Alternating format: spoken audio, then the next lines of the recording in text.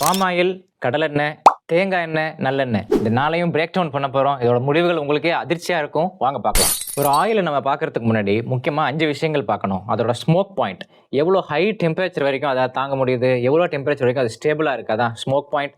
Saturated fat எவ்வளோ அதிகமாக இருக்குது, மூஃபா பூஃபா அதாவது mono unsaturated fat, poly unsaturated fat எவ்வளோ இருக்குது, அதோட அடிஷ்னலாக ஆன்டி ஆக்சிடென்ட்ஸ் எதுவும் இருக்கா, அதாவது நன்மை விளைவிக்கக்கூடிய பொருட்கள் அதில் எதுவும் இருக்கா.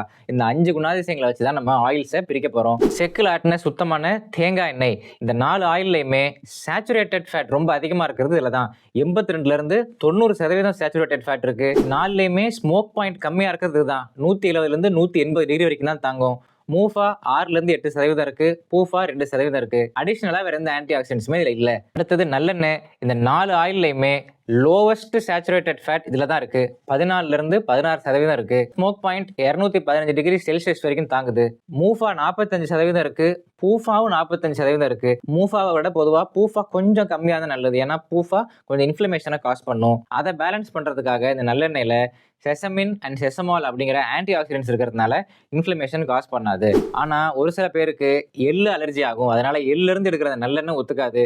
இட்லி பொடிக்கு நல்லெண்ணெய் ஊற்றி சாப்பிட்டா கூட உடனே ரன்னிங் நோஸ், தும்மல் இந்த மாதிரி பிரச்சனை வரும். அலர்ஜி உள்ளவங்க இதை தவிர்த்திடலாம்.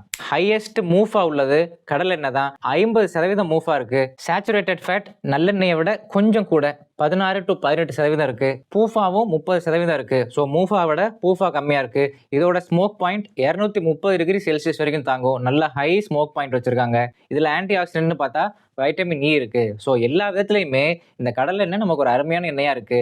ஆனா ஒரு சில பேருக்கு நிலக்கடலை அலர்ஜி ஆகும். அந்த மாதிரி அலர்ஜி உள்ளவங்களுக்கு கடலை எண்ணெய் ஒத்துக்காது. கடலை எண்ணெயில சாப்பிட்டா தொண்டை கரகரப்பு வரும். அப்படி அலர்ஜி உள்ளவங்க மட்டும் இதை அவாய்ட் பண்ணிக்கலாம். அடுத்தது நான் அதிர்ச்சியா இருக்கும்னு சொன்னேன் இல்லையா, பாம் ஆயில். ஆக்சுவலாக இது பாம் ஆயில் கிடையாது, பாமோலின் ஆயில். நிறைய பேர் இதை ஒரு வில்லனா நினைச்சிட்டு இருக்காங்க.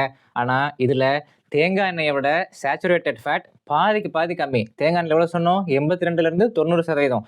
இதில் சேச்சுரேட்டட் ஃபேட் 45% தான் இருக்கு. அதுக்கு சரிக்கு சமமா 45% மூஃபா இருக்கு, 10% பூஃபா இருக்கு. இதோட ஸ்மோக் பாயிண்ட் உள்ளதிலே ஹையஸ்ட் இதுல தான். 235 டிகிரி வரைக்கும் ஸ்டேபிளா இருக்கும். பொதுவா இந்த பாமோலின் ஆயில்ல எக்ஸ்ட்ராவா ஆன்டி ஆக்சிடென்ட்ஸோ வைட்டமின்ஸோ எதுவுமே கிடையாது. ஆனா நம்ம ரேஷன் கடையில கொடுக்குற பாம் ஆயில்ல செறிவூட்டப்பட்ட பாம் ஆயில் அப்படிங்கிறதுனால எக்ஸ்ட்ராவா வைட்டமின் ஏவும் வைட்டமின் டியும் சேர்த்திருக்காங்க.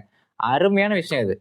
நான் இந்த 4க்கும் மார்க்கெல்லாம் போட போறது இல்லை. இதோட பிளஸ் அண்ட் மைனஸ் சொல்லிட்டேன். உங்களுக்கு எது செட் ஆகுது, உங்களுக்கு எது அலர்ஜி ஆகலையோ அதை நீங்க பயன்படுத்துங்க. அடுத்த வீடியோவில் ஈவோன்னா extra virgin olive oil, rice bran oil, refine sunflower oil, இந்த 3ஐயும் பிரேக் டவுன் பண்ணுவோம்.